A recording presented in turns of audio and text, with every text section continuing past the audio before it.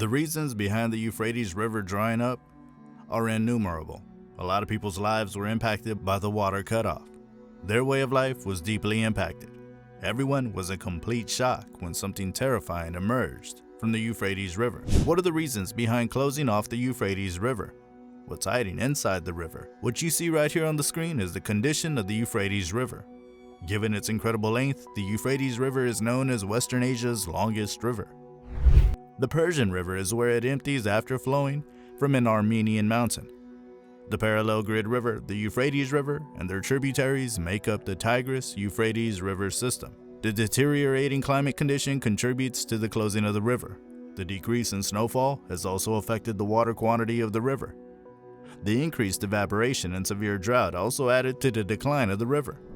The construction of dams is another reason, as nations built several dams along the tributaries and altered the flow of the water. It's beneficial to the people to some extent, as it generates hydroelectricity and controls the flood. A large number of people depend on the river, and the decrease in water quantity affected them all. The livelihood of people was at a standstill, and the growing population would not have access to water. They would struggle to have adequate water, and many might have to even migrate to other places to lead a basic life. The government report of 2021 makes a shocking prediction that the river will dry up in the next 20 years. The failing crops, drought, and no access to clean drinking water would push around 800 families to abandon their life on the shore of the Euphrates and move to some other place where they could survive. The region will be a disaster when the river system collapses before the people. It would break to a point where it's unable to recover. The water problems would create rifts between nations, and it would prevent the government from taking any initiatives to address the grave issue. This would not bring any kind of solution, and this crisis would remain a crisis for a long period. Many people would face health issues as a consequence to the decline of water. As people wouldn't have access to clean water, they would have to rely on what's available to them, and it would be polluted water. This would in turn lead to health emergencies, and the immunity of the people will be deeply affected. Diarrhea and cholera would easily affect the children and would ruin their healthy bodies. People might not even recover from these, as there is no option for them to change the use of polluted water. Even if they get treated, they would have to go back to using the same water. As long as there is no change in their lifestyle, their health would remain a big question mark. Even though many people think that the drying up of the river has only brought problems to them, few think from a positive angle. There are quite a few benefits that came from the drying up of the Euphrates River. In the realm of archaeology, the drying up of the river made mesmerizing contributions. Several historical places were discovered and buildings emerged, shocking the archaeologists. They started their archaeological excavation to find out more about these newly emerged buildings. The long-held secrets are being unveiled due to the research work conducted by curious archaeologists who can sit back when such a shocking discovery is made. There's an amazing theory that has been circulating that the tomb of King Gilgamesh was discovered. The discovery was made in modern-day Iraq when a group of archaeologists went on their excavation journey. Uruk was the ancient city that served as home to Gilgamesh long back.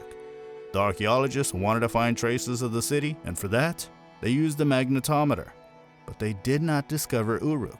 Instead, they found something more surprising.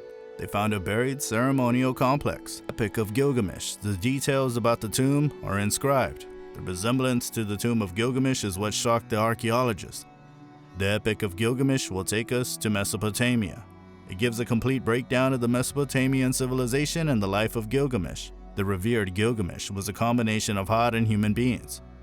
He was highly skilled in construction buildings and making decisions, and at the same time, he follows harsh rules. His cruelty affected the lives of people, and he had little to no mercy. He cannot be called one of those rulers who had kindness. Instead, he was known for his fierceness and cruelty. Enkidu was a man who came into the scenario to check the powers of Gilgamesh. He lives with animals and then quietly catches up to how civilization works. He somehow made it to the city of Uruk, where he was made to confront Gilgamesh. Gilgamesh and Enkidu wrestled with each other. Could you guess who emerged as the winner? Well, the power of Gilgamesh was unmatched, and he emerged victorious. But he developed an admiration towards Enkidu, and this paved a path to an unbreakable friendship between the two of them. They went on daring adventures, and their bond was known throughout the kingdom. One of their adventures was against Humbaba. His duty was to preserve the sanctity of the cedar forest, and he was the one who upheld the connection between the world of mortals and the world of human beings. Enkidu and Gilgamesh started exploring the cedar forest and reached its heart climbing 7 mountains. On their way, they chopped down several trees and this disturbed Humbaba as he must protect the cedar forest. In the wrath of Humbaba, Gilgamesh had no option but to seek the help of Shamash. He was the sun god of Mesopotamia. Right winds were released by him to distract Humbaba. It benefited Gilgamesh and Enkidu as Humbaba was blinded by the continuous 8 winds. Humbaba had no other way to plead, but the duo killed him. They came back to Uruk where they met Ishtar. She was known as the goddess of love. She used to ill-treat her lovers, and this came to the notice of Gilgamesh. She was mesmerized by his fierceness and she wanted to marry him. Eventually, she approached him and conveyed her desire to tie knots with him. But Gilgamesh didn't want to, as he knew about the ill treatment the lovers of Ishtar received. She felt hurt and disrespected. She wanted to take revenge and sought the help of her father, who gave her the bull of heaven. Enkidu and Gilgamesh killed the bull and took out its heart. They then offered it to Shamash as a gesture of gratitude. This provoked the gods, and their wrath took the life of Enkidu. Gilgamesh wanted to achieve immortality and other godly power after the demise of his friend. The abode of Utnapishtim was his next destination. He had to face lions, a scorpion man, and his wife on the way. He overcame all the obstacles and fought with all his might, which made him continue his journey. In the end, he couldn't achieve immortality as he slept for 7 days straight. Utnapishtim had advised him not to sleep to achieve immortality, but Gilgamesh couldn't control his exhaustion, seeing how devastated he was. Utnapishtim advised him to dive into the depths of the sea and find a plant that would give him his youth after its consumption. Gilgamesh found the plant and took it, but he lost it to a venomous snake. He came back to Uruk deeply disappointed. After the death of Gilgamesh, his body was buried in a tomb constructed on the Euphrates River. Now you must be thinking about the archaeological discovery we talked about at the beginning of the video. Well, this tomb was discovered by archaeologists. The Iraq War interrupted the excavation and limited the archaeologists to explore more.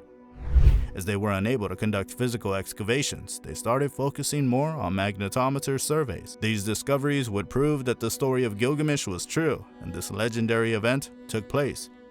This would change our interpretation. It would be a remarkable discovery. Along with the discovery of the tomb, there was yet another shocking discovery, which was a collection of cuneiform tablets. Reed pens were used to write on clay tablets and it was deciphered. These instructions remained for a long time without smudging all over because it was fired after its making. There were many other discoveries made due to the proceeding of the Euphrates River. Apart from the discovery of the tomb and cuneiform tablets, the archaeologists found a Byzantine-era cemetery and the ancient city of Turka, the city of Talas, Aztec castle, the ancient settlement of Merbet, and the ancient settlement of Ur were all discovered in the Euphrates River. The drying of the Euphrates River paved the path to these findings. The only positive thing that came out from the closing of the river was these discoveries. Other than that, no benefits were reaped out of the disastrous condition of Euphrates. Do you think the river would recover? Would these discoveries submerge again after the recovery of the Euphrates River? Let us know in the comments.